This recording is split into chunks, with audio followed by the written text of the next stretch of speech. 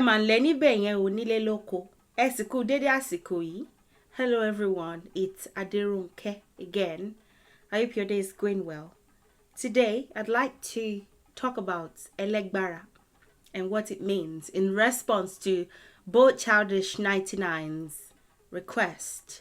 So they said, can you do a video on Elegba, please? And I was like, sure. And I almost forgot.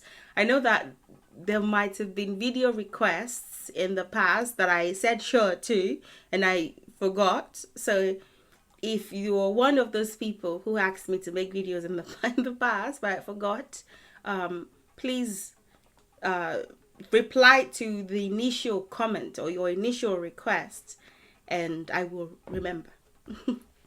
So Elegba, what does it mean?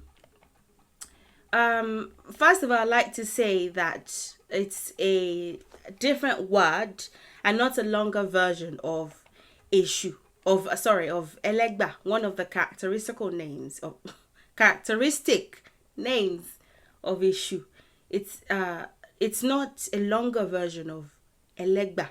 Elegba is a different word from Elegba. It's not just this is not a shortened version of this. This is a separate word. This is a separate word, essentially. And they are completely different words. Elegba says something different. Elegba says something different. I've explained what Elegba is in the video that I made some 2 weeks ago, but I'll link it somewhere so you can reference it. So it's a descriptive name. The other one was a characteristic name. Something Elegba tells you something about the characteristics of issue. This one is more descriptive. It's more descriptive. So I have to say, if you have heard Alagbara and you know what it means, Elegbara has the exact same meaning. There's no difference. Elegbara, Alagbara. There are different dialects. So some people start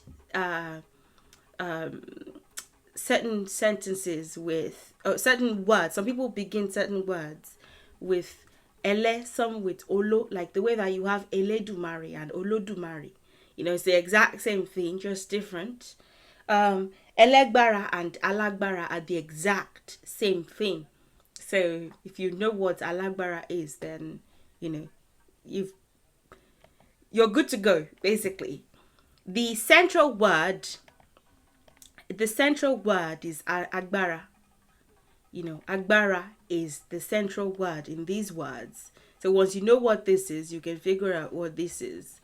In some dialects, they say egbara. They call agbara egbara. Just different dialects, but it's the exact same thing. So for those dialects, then egbara, elegbara, the person who has egbara, alagbara, agbara, they're just dialectically different. So let's see if we can shorten. If you want to shorten agbara, we typically just say agbara. It's not really a mouthful, to be honest. And this is just to clarify, to provide more context. If you want to shorten it, maybe what would a shortened version of agbara sound like? Then it would be agba. So you would remove this ri, this letter ri, and you make it agba. So it would be something like this. If shortened, especially in speech, because I don't see a lot of people shortening like this in writing. It's just like, it's not that big of a deal. I don't see a lot of this, but in speech, it's often shortened. Agba buruku ninlo. I was going to say two things at the same time. I apologize. Agba buruku ninlo. Agba ogun lo gbojule. Agba mi lo fe gba. Agbara, agba. You may hear that. So if you want to shorten Elegbara, it would be Elegba, not Elegba. Elegba is different. If you want to shorten Elegbara, it would be Elegba, Elegba anio, Alagba anio, You're a powerful person. Maybe I've even said, I've even said the whole thing, really. Not Elegba. Let's break gbára down. I've already mentioned power, strength. So yeah, that's what it means. But strength, power. But I'd like us to go even further, because it's not an original word. It's a contraction of 3 words. It's a contraction of three words. Agbe ara is agbára. Agbára is, which it could be, or egbára if you will. Agbára, egbára. Agbára is strength or power. It's physical strength in the very, very beginning. At least that was what it was. But then now we know that power is not only physical. It's not only based on the physical. Now that the world has evolved, so it's both strength and power, and so agbe ara, is the thing that, be is to carry or lift or even drive, and then not drive a car, but drive something that drives you basically, and then ara is the body. So agbe ara is the thing that carries or lifts or drives the body. So it's a very descriptive language. How do you describe strength? It's the thing that lifts the body, or drives the body, or upholds the body. Your strength is because you have strength that you can move around. It's the thing that drives your body and carries your body and lifts your body, or helps you lift your body. So that's how, it's a very descriptive language. So that's how we describe strength or even power. Of course, we know that now it's not just physical strength. There's also power. The world has changed, since we started to, choose kings based off of divination and all that, not just like physical. There's agbára and there's ashe. Anyway, ashe is mostly used for, which is authority or power. It's mostly used for like the non-physical kind of power. This one is the more physical. So anyway, the thing that carries or drives or lifts the body. So when you say alagbara or elegbara, what you're saying basically is the one who has strength or power. Oni agbara, alagbara, elegbara, you're saying oni agbara, the one who, ni is to have, so the one who has strength or power. That is what elegbara means. The one who has strength or power. The one who has power. The one who has power is elegbara. And of course, Eshu is an enforcer of law and order, like I mentioned in the video on Elegba. Agbofinro, somebody who upholds justice and balance, and the set order of things. There's always going to be justice. You're always going to reap what you sow with Eshu and all that. So that comes with a lot of power, when you're the one who manages that sphere of justice. Of course, Shango as well also is aligns with justice, but Eshu is just like this dedicated, spirit, this dedicated essence. That when it comes to karma and justice and reaping what you sow or getting justice, this person is always going to be by you. Eshu is very empathetic. Eshu is an empath, but it doesn't mean that they are going to be empathetic towards someone that is it's a very disciplined kind of empathy. It doesn't mean that they're going to be empathetic towards somebody who aligns with evil, or somebody who does evil. If you are in fact on the right side of the law, or you are the victim, there's just a level of passion that Eshu brings into it that is, we say, oh, belekun sukun kero belekun, elekun sukun laro yen sheje. The one who cries, Eshu is crying with you, and is crying even more than you. You're crying. You're telling Eshu that this person has done something to you. You know, it's like having a powerful person that you can go to report. And even if you don't report it, they know. And of course it will be. But if you now come to them, you know, and you say somebody did this to you and you're crying, you would be crying tears, but they would be crying blood. That is, it's a different being. It's a different level of empathy, you know.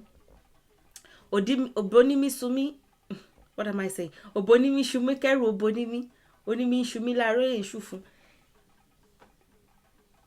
If you're somebody's pooing, right? They are releasing a waste from their body, and Eshu is assisting them with that, or even doing that with them. So the person is pooping poop, feces, and Eshu is pooping his intestines, you know, is pooping everything. It's just the Yoruba people's way of saying this person's level of empathy is not even anything like the human empathy. This is a different level of empathy, totally. But it doesn't mean that they are partial and they are, you know, how they are able to manage that empathy, that level of empathy and kindness with being the enforcer of justice is quite interesting. And you know, it always helps when you are you know, on the right side of things. You know, then not only would they be on your side, they would be on your side until a resolution is received. So the level of power that Eshu has to be able to do these things, to be able to execute law and order, you know, and say, you're not getting away with that, you're not getting away with that, you know.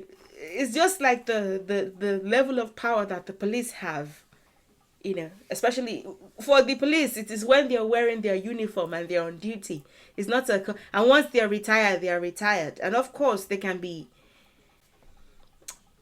are very liable to abuse what they have. But if you just look at the police, the human police, as a little fraction of, and the power that they wield, that they have when they're wearing their uniform, if you can just look at that level of power as a small percentage of the level of power that Eshu has, and so we call them the powerful one, you know, being able to enforce law and order to the degree that Eshu is able to, you know, comes with a lot of power. Elegba has really placed them in a powerful, significant, highly significant position to be the one who like oversees that sphere of things, you know, the policeman, if you will, the spirit policeman, if you will. It's really quite interesting. Anyway, if you have, so yeah, basically Elegba is the powerful one, and that should pretty much cover all that. I've already explained what agbára is, so you know what it is in and of itself, the one who has agbára, you know.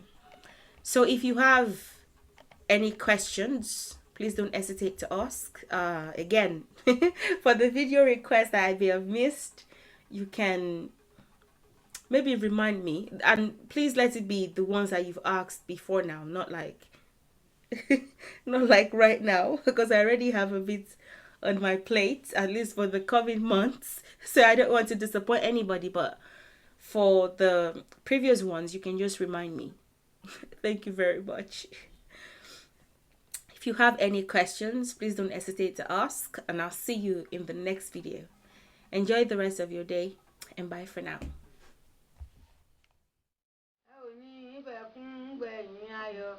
Àdábàdúdúbà yóò lé ọkọ mi kọsẹ̀ tó gbòdì bí yóò gbé ọjà rí ọ̀nà mọ́tọ́mọ́nà ìsúnmọ́nà wá o ọ̀nà mọ́tọ́mọ́nà ìsúnmọ́nà wá o onílé eríta èṣù ó gbé wá o nílé mi lóko èṣù ó gbé wá o Ẹlẹ́gba májèǹkà sọ̀rẹ́ sọ̀tá o.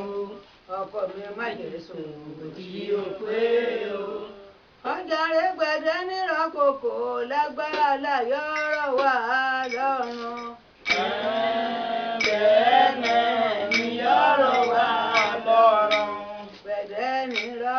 kó lágbàlá yọ̀ọ̀rọ̀ wá lọ́rùn.